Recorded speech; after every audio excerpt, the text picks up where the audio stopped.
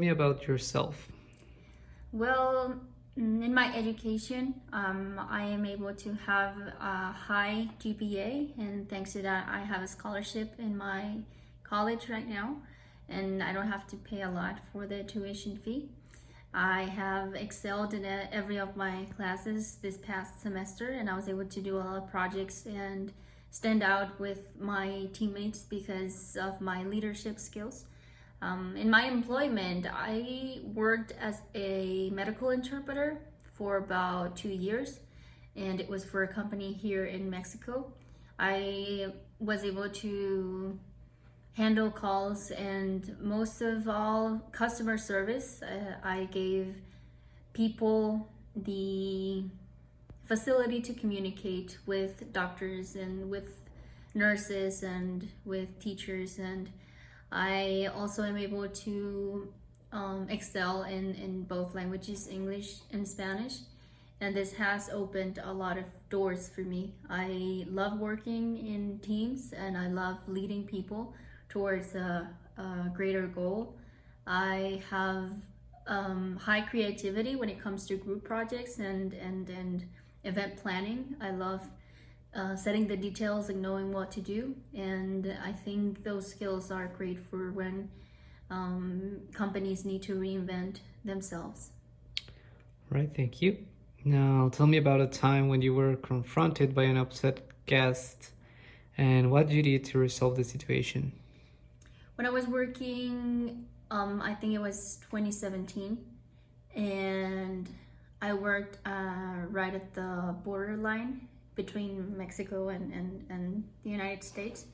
And there was a person who was coming from the United States that was having issues communicating with the police officer that was Mexican in the border. And I was working there and I helped them have a conversation, and I helped this guest, this customer, resolve any issues that he had with the visa and the permit that he had to have to be in Mexico. And I think being able to be in a calm demeanor and help him understand that the police officer was just trying to help was very crucial for him to calm down, because he was starting to raise his voice, and the police officer was also starting to get a little bit tense. So I think it helped them both when I was able to get into that situation. Okay, thank you. Now, tell me about a time when you delivered exceptional customer service. I was on a call, on a medical call, and this call lasted for about 3 hours, I would say. And it was a very difficult call because we were calling the family of a patient who were in Peru, and the patient was very ill. He was in a induced coma, and he wasn't able to wake up. So they were going through some difficult stuff, and the call became more serious as time went by. And my task or the thing that I had to do was just to convey the message between English and Spanish. However, the doctor did allow me to say words of encouragement and words of easiness to the family, because they were starting to get a little bit emotional and they were starting to question the ability of the doctors and the way that they were taking care of their family member.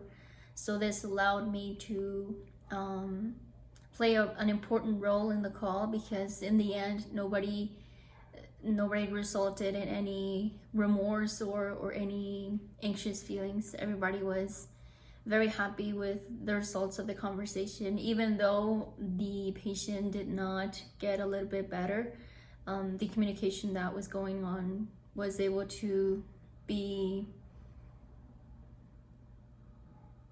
well, it was